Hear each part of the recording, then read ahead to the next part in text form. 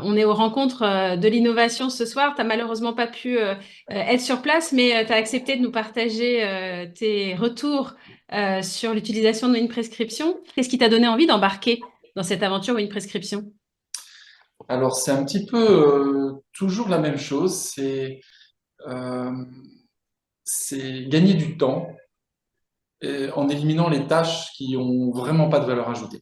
Donc, éliminer tout l'administratif, tous les automatismes, automatismes, donc qui pourraient être faits par quelqu'un d'autre, et se concentrer sur vraiment notre métier, sur l'analyse de l'ordonnance, la conversation avec le patient. C'est ça qui m'intéressait aussi, hein. C'est gagner du temps, oui, mais pas que du temps.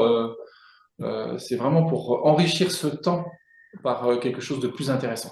Combien de temps tu estimes gagner sur une délivrance classique? C'est pas vraiment un temps gagné, c'est un temps transformé plutôt. C'est surtout que pendant ce temps-là, nous, on fait autre chose. On discute avec son patient.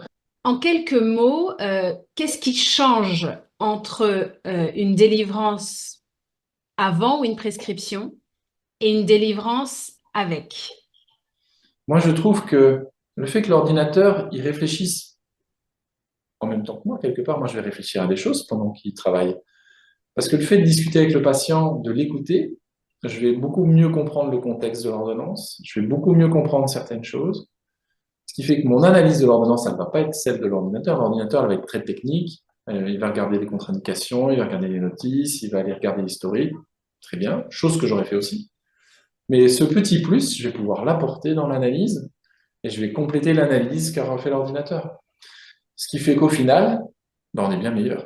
Clairement bien meilleur. Faut pas se croire surhumain. Moi, des associations des conseillers ou des contre-indications, ça m'arrive de passer à travers. On n'est pas infaillible. Et puis en plus, on est toute une équipe. Chaque collaborateur a des niveaux parfois différents. On parlait d'homogénéisation de délivrance. Ben, clairement, l'ordinateur, il va pouvoir mettre des garde-fous aussi. Et donc, on pourra aussi, en tant que titulaire, ben, être rassuré parce que le collaborateur, il aura un garde-fou informatique qui va lui dire, bah, attends, là, il faut que tu prennes une décision, que tu réfléchisses. Et puis, un ordinateur est capable de balayer les bases de données à une vitesse phénoménale. Nous, on n'en est pas capable. Il faut arrêter. Le cerveau humain, il n'est pas capable de ça.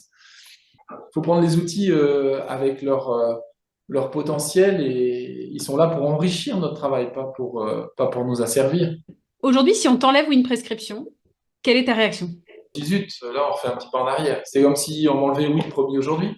C'est comme si on m'enlevait le scanner d'eau. Enfin, je veux dire, au bout d'un moment, si on m'enlevait mon robot, je dis, bah non, attendez, c'est bon, là. J'arrête de travailler, je prends ma retraite.